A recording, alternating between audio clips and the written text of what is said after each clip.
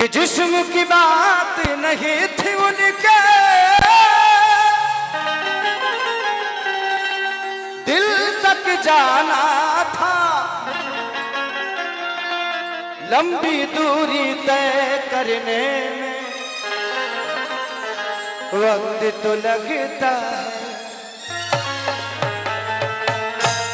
प्यार का पहला रे बन रहा रे, अंतरिक्ष में जाइबा। जो जो आजकल हमारे गाना वो जी पा जाता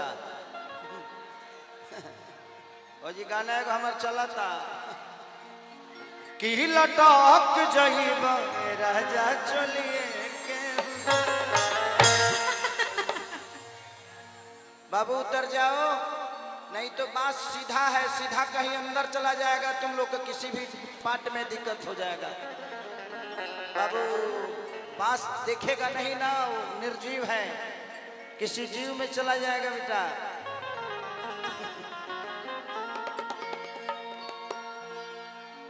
कि छीटा जवानी के उड़े दहो, अरे मानवा से मानवा के जुड़े दहो। देखिए आजकल किसी भी महिला को छूने में बड़ा दिक्कत हो रहा है, तो हम छुएंगे नहीं, आप लोग जितना छूना होगा मुझे छू लीजिएगा। अब तुम्हारे हवाले वतन साथियों, हम नहीं की चाहत हमारे कहीं छिड़खानी जाओ रे दादा। हम बहुत बहुत प्यारा छुछुनर है। देखा बाबू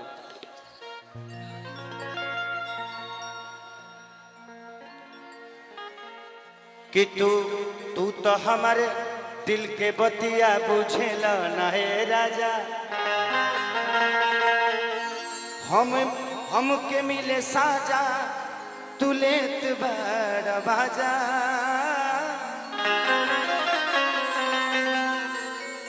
कि सुना से जरिया तो तुरिए देला,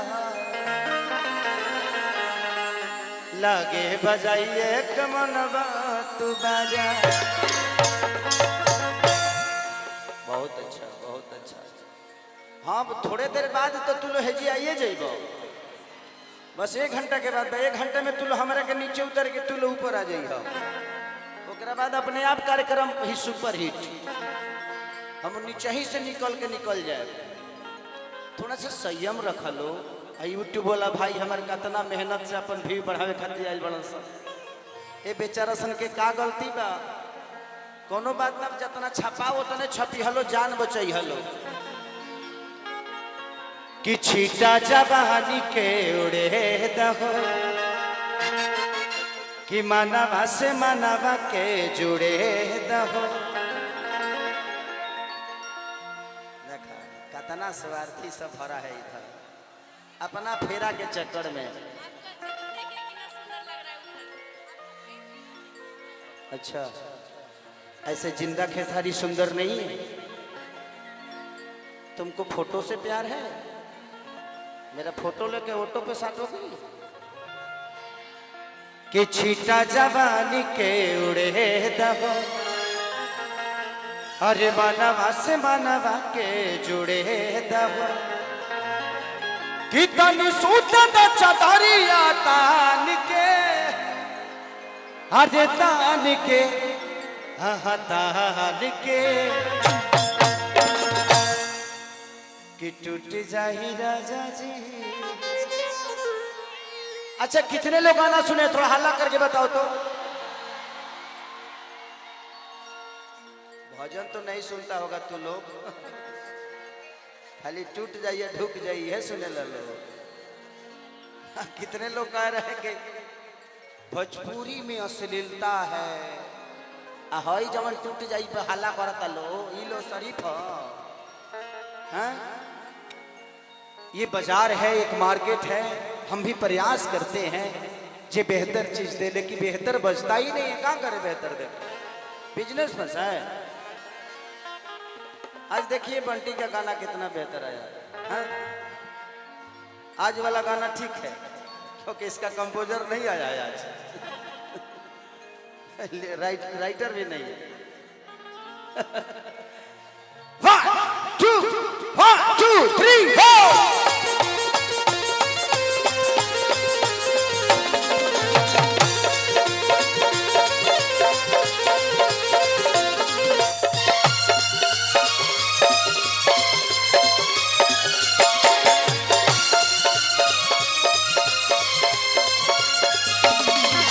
छीटा जवानी के उड़ता हो मनवा से मनवा के जुड़े हो।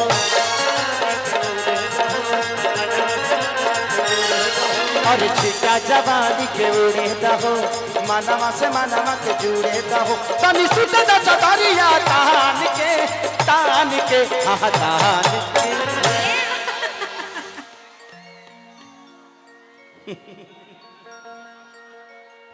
बहुत अच्छा बहुत अच्छा। कि टूट जाही राजा जी और ऊपर जगह नहीं खे। अरे साफा बानरे बड़ा का तू गिरब तो अकेले ना गिरब कोई जना के ले जाइब। बाबू एगो बांस लेके और ऊपर निकल जो चांद पे पहुंच जाइबे। रे जगदुआ रे हेंगा हेंगा तोरा तसाल आयो रे मां देखो अब वही पर खड़ा होके हेंगा हेंगा तोरा गर्लफ्रेंडो भी अकारे तोर शुरू हो गइल बा वही पर ले गइल बा। बहुत अच्छा बाबू बहुत अच्छा। उतर जो गिर जाइबे खत्म काट बनवा दिए ना उतरबो। देख लीजिए वो आने वाले राष्ट्रपति लोगों का चेहरा देख लीजिए। ये बिहार के भविष्य है इतने ऊंचाइयों से तय कर रहे हैं। का कहल जा कितनी सुंदर चदरिया तान के अरे तान के तान के कि टूट जाही राजा जी कि टूट जाही राजा जी पलंग सागवान के टूट जाही राजा जी पलंग सागवान के।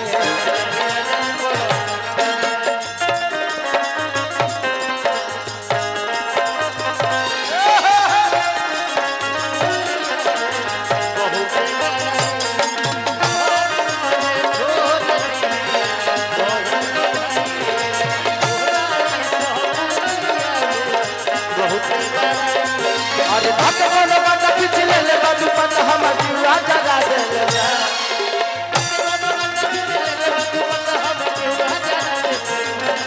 थोड़ा अखिया के थोड़ा अखिया के थोड़ा अखिया के नजर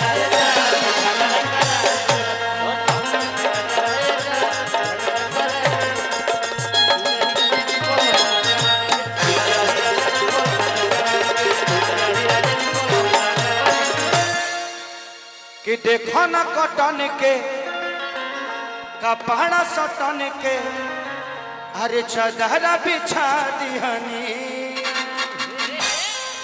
पलम जी मन बिखला दिहनी पलम पर झुलुहा झुला दिहनी।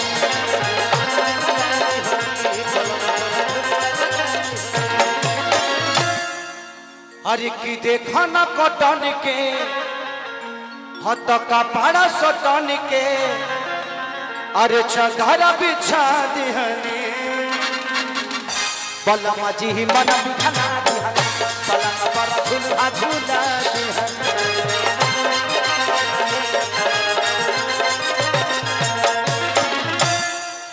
कि परियार बट बेटिया वफान के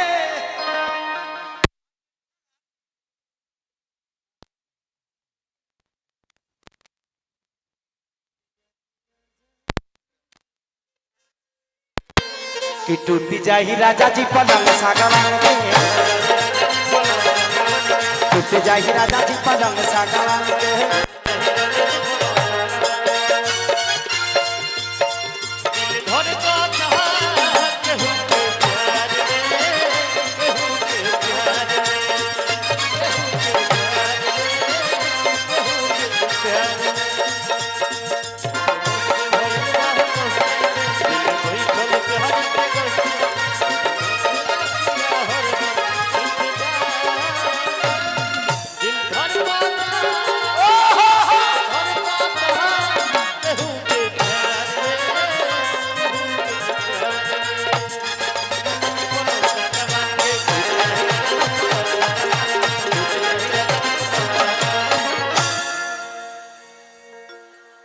कि चढ़ल जवानी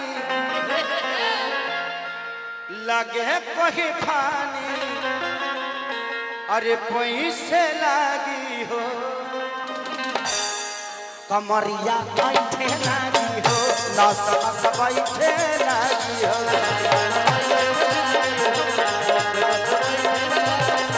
कमरिया बैठे लागी हो, नस नस बैठे लागी हो।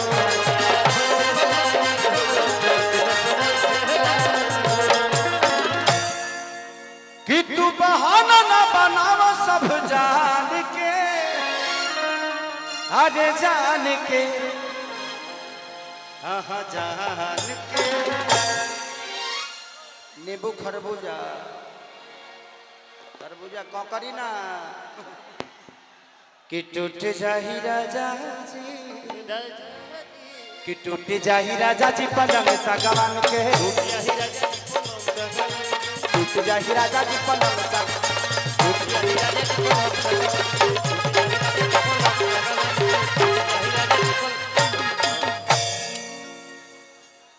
हेलो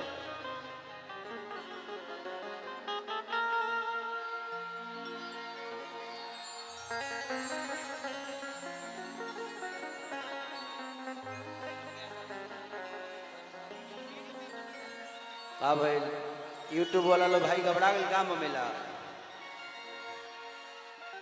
अब देखा लो ही बताओ लो जे अरे बाप नी प्रणाम प्रणाम प्रणाम प्रणाम। अब में हमार कोनो बस बाना, जहां जनता के आवाज होला ना हो जी दुनिया के सब आवाज फेल हो जाला। हाँ?